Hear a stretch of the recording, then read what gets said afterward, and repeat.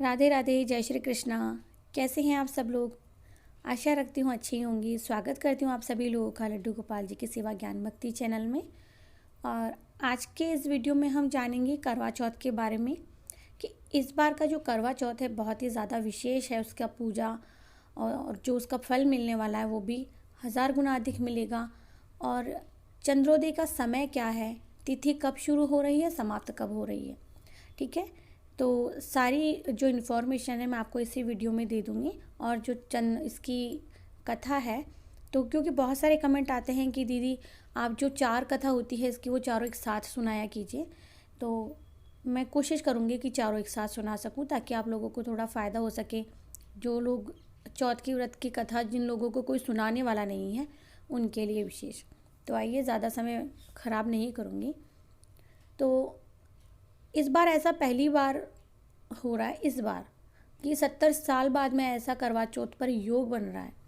अच्छा, जो योग बन रहा है क्या है कि इस बार करवा चौथ का व्रत और पूजा जो है बहुत ज़्यादा विशेष है, क्योंकि इस बार रोहिणी नक्षत्र और मंगल का योग एक साथ आ रहा है। तो करवा चौथ पर रोहिणी नक्षत्र का संयोग होना अपने आप में एक बहुत ही अद्भुत योग है। और ज्योतिषों के अनुसार भी ये योग करवा चौथ को और ज़्यादा अधिक मंगलकारी बना रहा है। तो इससे करवा चौथ का जो व्रत करने वाली महिलाएं हैं उनको पूजा का फल जो है 1000 गुना अधिक मिलेगा। तो करवा चौथ के दिन इस बार जो चंद्रोदय का समय है वो मैं आपको बता देती हूँ। तो चंद्रोदय रात को 8:16 पर होगा, जिसमें आप चंद्रमा को अर्घ्य देकर अपना करवा चौथ का जो व्रत है वो पूर्ण कर सकते हैं। और अगर आप कैलेंडर उठा करके देखेंगे तो पंचांग के अनुसार इस दिन चतुर्थी तिथि का जो प्रारंभ हो रहा है वो 4 नवंबर को सुबह 4:24 पर होगा। और चतुर्थी तिथि की जो समाप्ति है वो अगले दिन 5 नवंबर के दिन सुबह 6:14 पर समाप्त होगी, ठीक है। तो देखिए, करवा चौथ व्रत की मान्यता क्या है। सुहागिन महिलाएं जो होती हैं अपनी पति की लंबी उम्र के लिए, सलामती के लिए और वैवाहिक सुख के लिए व्रत रखती है। वहीं पर दूसरी तरफ अगर देखा जाए तो चौथ का व्रत, करवा चौथ का व्रत कुंवारी कन्याएं भी रखती हैं। तो कुंवारी लड़कियां ये व्रत अच्छे पति की कामना के लिए, सुयोग्य वर के लिए, जीवन साथी के लिए, अच्छा वर पाने के लिए रखती हैं। और ये व्रत न केवल सुहागन बल्कि कुंवारी लड़कियां भी बहुत ज़्यादा रखती हैं। और इस दिन कुंवारी लड़कियों को भी सुयोग्य जीवन साथी पाने के लिए व्रत रखना चाहिए। देखिए, क्योंकि ऐसा कुछ कोई विधान नहीं है। जैसे कि मुझे पिछली बार भी 2 कमेंट आए थे कि दी क्या मैं व्रत रख सकती हूँ, मैं अभी 17 साल की हूँ। तो बिल्कुल रखा जा सकता है, मैंने उन्हें कहा था।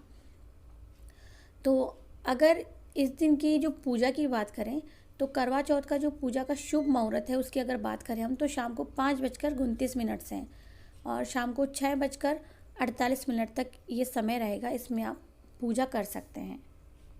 तो चलिए, अब हम पूजा में हमें किन किन सामग्री की ज़रूरत पड़ेगी ये देख लेते हैं। तो करवा चौथ की पूजन सामग्री में आप सभी जानते हैं कि करवे की ज़रूरत होती है। सबसे पहले तो मिट्टी का जो छेद वाला करवा होता है, टोटीदार, जिसमें टूटी बनी होती है।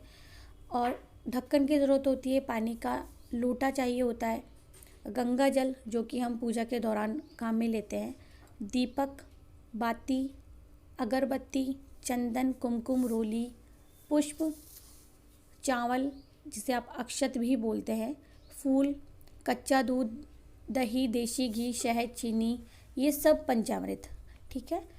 और सिंदूर, कंघा, बिंदी, चुनरी, चूड़ी, बिछुआ और आलता, जो भी आपने साड़ी रखी है, ब्लाउज़ का पीस रखा है वो, और मेहंदी, जितने जो श्रृंगार के सामान होते हैं वो सब।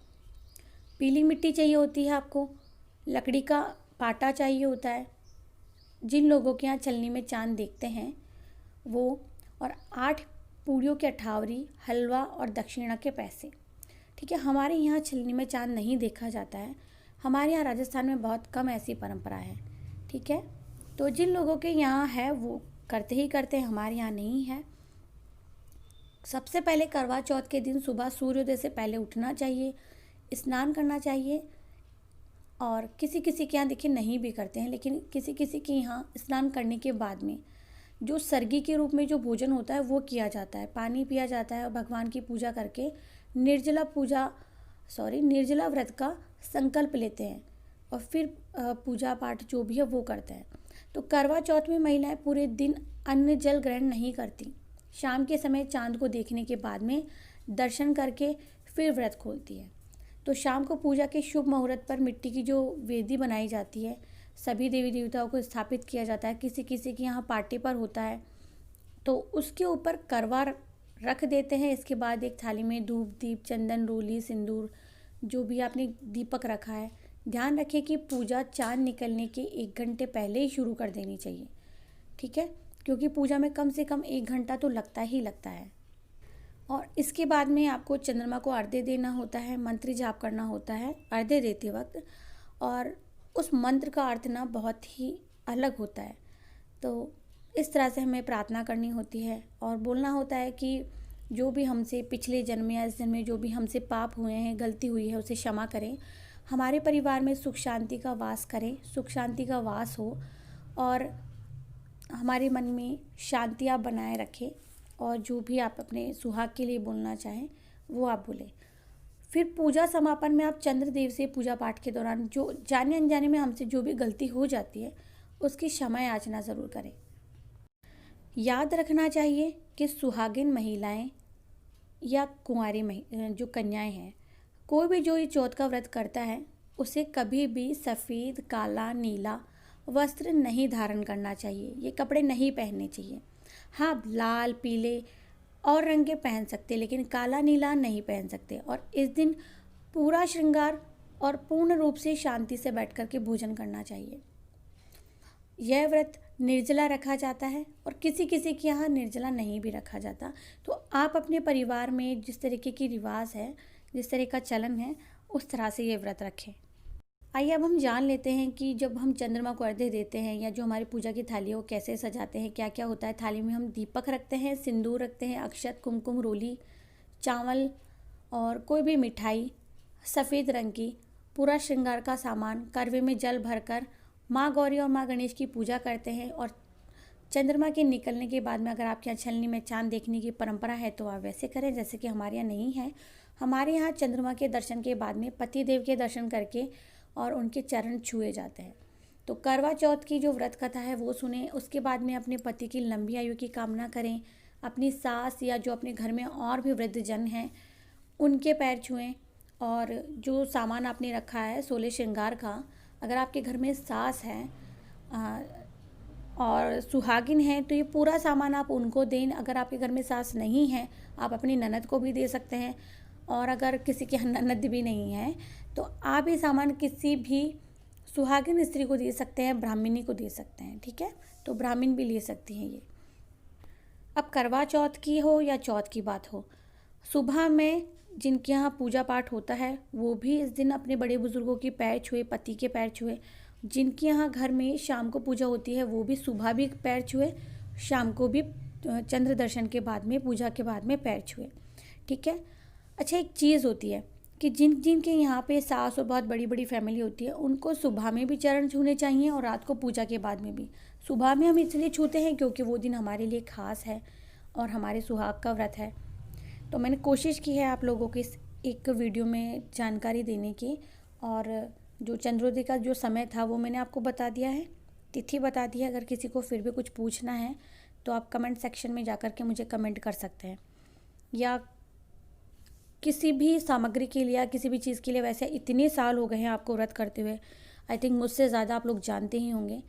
फिर भी कभी कभार ऐसा कुछ हो जाता है कि जो लोग नए हैं या जिनकी शादी नई नई हुई है, जो लोग नहीं जानते हैं, उनके अगर मन में कोई संशय हो तो प्लीज़ कमेंट कर दीजिएगा।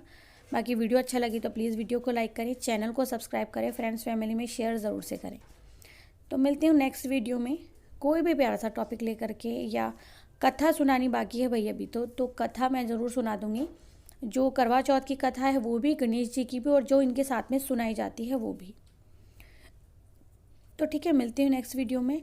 और आप सभी को, सभी मेरी प्यारी बहनें जो हैं, मेरी फ्रेंड्स हैं जो चैनल पर मुझसे जुड़ी हुई हैं, उन सभी को करवा चौथ की ढेर सारी बधाई। और सभी को बोलना चाहूँगी कि आप सभी सुखी रहें, स्वस्थ रहें, और आपके लिए मंगल कामना। जय श्री राधे, जय श्री कृष्ण।